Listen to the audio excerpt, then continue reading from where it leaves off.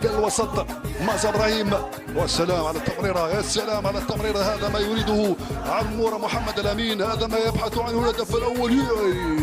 الهدف الاول للمنتخب الوطني الجزائري جاء مبكرا مثلما تمنينا، مثلما انتظر. توصف ببعض الخطور على مرمى اسامه بن اسماعيل بن ناصر لرميز، وصلت من هناك لبغداد بطريقه ممتازه. يا سلام محمد الامين، عموره يصنع الخطوره، عموره التسديده، يا سلام يا سلام. الهدف الثاني من محمد الامين، عموره وبدأ من هناك، ولكن قطعت من الدفاع. استرجعها جوان حجام. ابراهيم مازا صاحب المراوغات الجميله، صاحب المهاره العاليه. ابراهيم الهدف الثالث،